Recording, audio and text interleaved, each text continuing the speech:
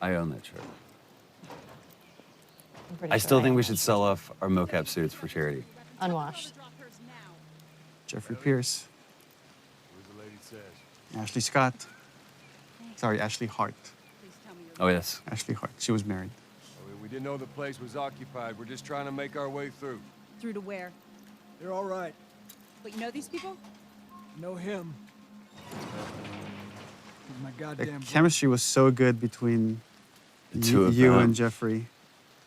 It was amazing how well, and I mean, Jeffrey's just a few years older than me, but it was interesting playing the older brother to him. And yeah, we felt like brothers immediately. It was crazy. Oh, well, Jeffrey came. I mean, we almost cast Jeffrey Yeah. as Joel. And then once, like months later, we needed to cast Tommy. I was like, oh, Well. what's Jeffrey Pierce doing? That's what he meant. At least we're not blowing my head off. Would have been embarrassing, considering you're my brother-in-law.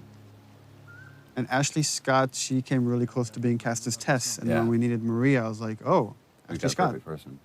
There were no additions for these roles. I love this awkward setup of this is how he meets his sister-in-law. How he meets Yeah. Jeffrey's, or Tommy's wife. Story. Why don't we bring him inside? And you just get to see here now how Ellie's starting to become more secretive. Well, also, it's Guarded. like the way they're standing and everything. It's like Ellie's kind of alone now. Like now, it's like Joel is with Tommy, and There's no one familiar with Ellie.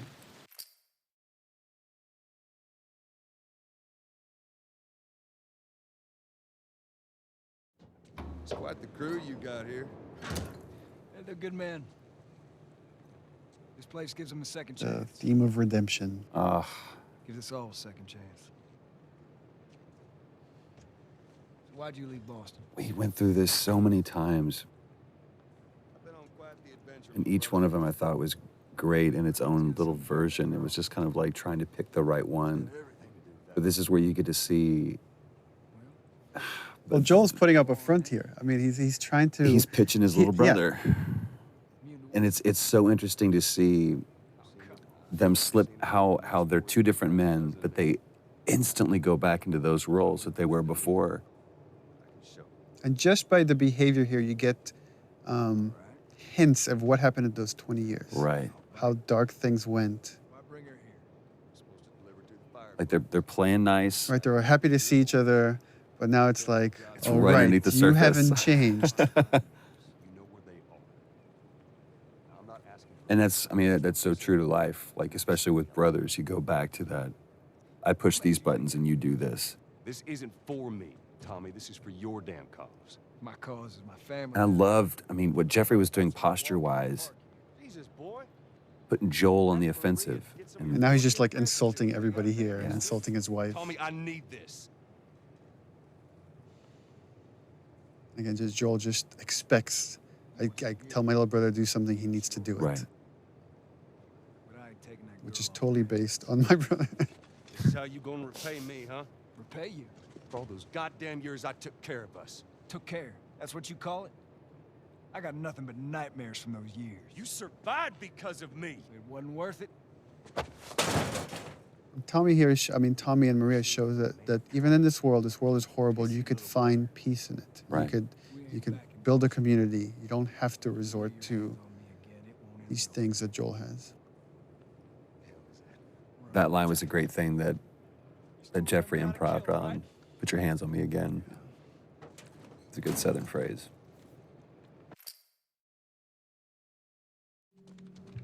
You okay?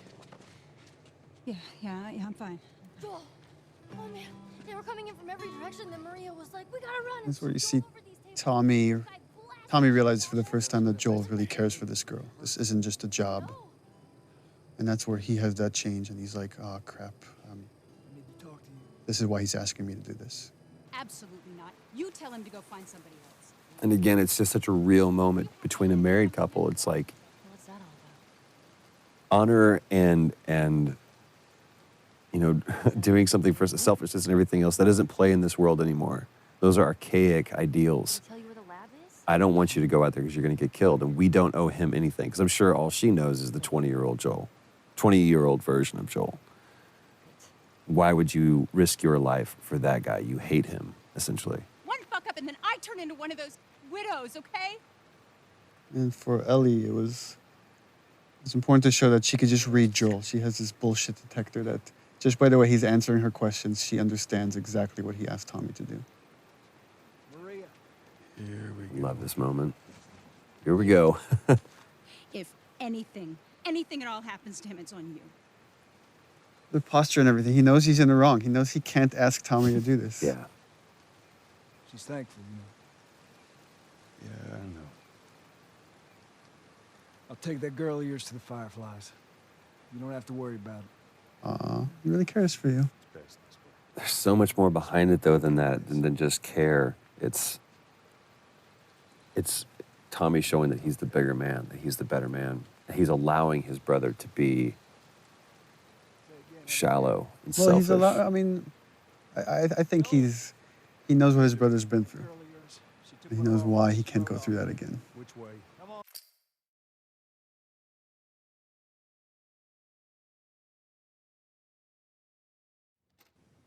This is probably my favorite scene.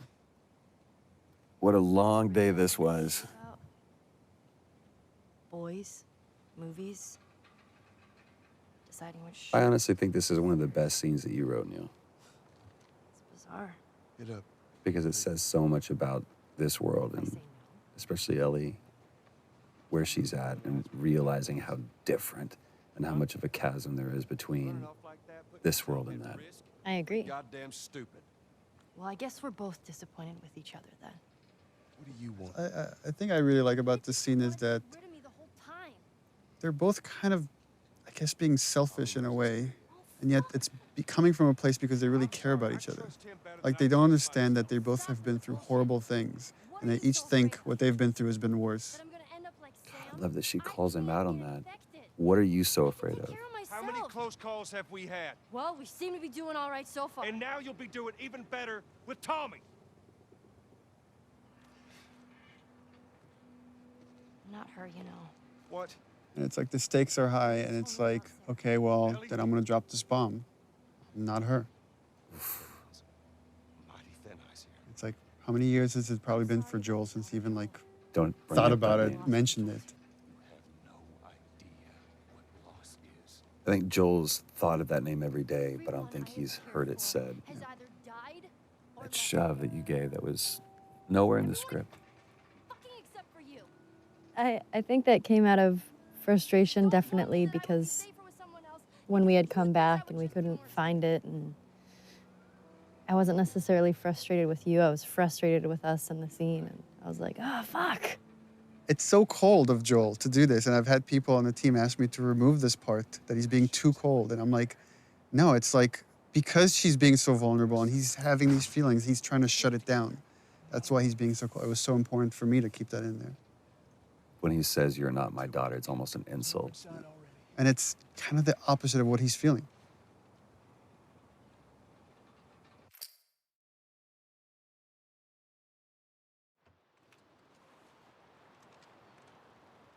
This scene was such a great opportunity to show even just like all these mini arcs with characters. You know, we don't have a lot of time, and we're not gonna. We can only tell Joel and Ellie's story. We can't go into such detail with Bill and Tommy and Tess and Marlene.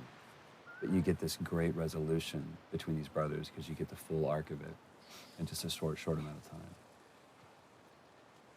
It's like the way I approached it is the seed has been planted. Like when she says, I'll just be more scared, that Joel just needs time.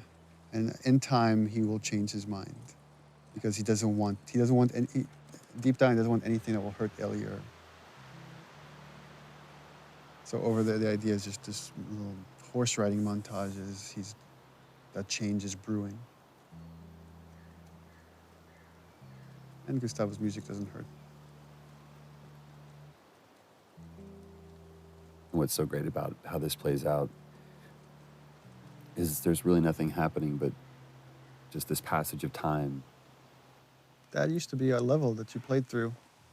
And just during production cuts, we changed it.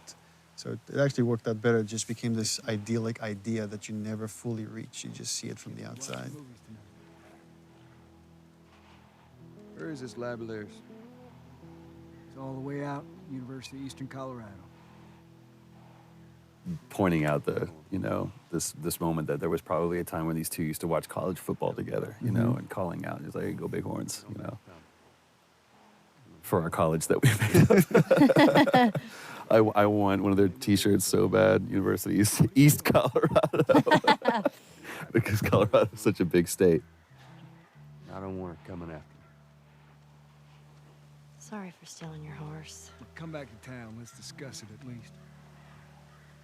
Maybe my mind's all made up.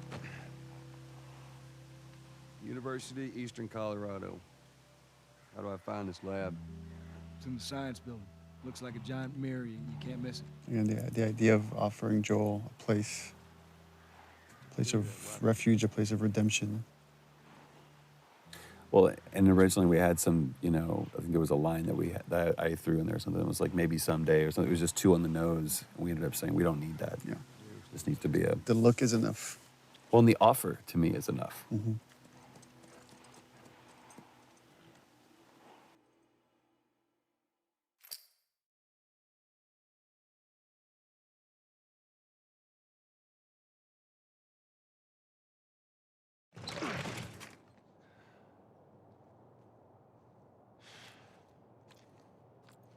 We're about to hear Steve Bloom. Lovely Steve.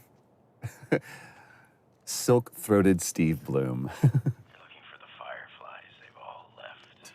Yeah, no shit. I'm dead. Or I will be soon. Got me What a macabre scene, though. I love that Ellie's just kind of years that felt like we were thumbing through things. fucking thing was a She's pretty frustrated with not having found the Fireflies, not knowing where to go. Come on, looking for the others. Man, I love Steve Bloom's voice. Mary's Hospital in Salt Lake City. He makes me want to clear my throat. Trying to save the world. It's mean. Good luck with that. Do you know where that is? I know the city. Is it far? It ain't. Again, this is where we really start kind of getting the sense of how Joel and Ellie are just chasing their tail. There's, you know, chasing a phantom. Down.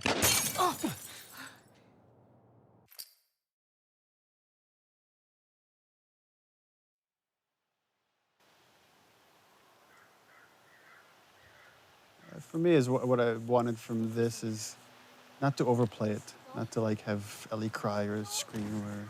Shit. Joel. There. There's probably a lot of panic that happened between this moment and the next. Well, and what a We're not great, seeing. what a great line too. You got to tell me what to do. When almost the entire game she said, "Don't tell me what to do." And here is where we've been lying to everybody when we've been saying you don't play as Ellie. That's right. Yeah. Asked point blank. Do you play as Ellie? No. I know. In this moment, a lot of this project and the story has been constructed around this moment, which is where the roles flip. Where now it's Ellie that has to protect Joel and essentially bring him back to life. Bye-bye, Bunny. It's a pretty cool reveal too. To pan up. And And there's Ellie as the hunter. what we wanted here is also is like, we don't know exactly what happened to Joel, what's the state, how much time has passed. Poor buddy. But the way that she's doing that, you can see that she's been doing this for a while. You'll just startle it.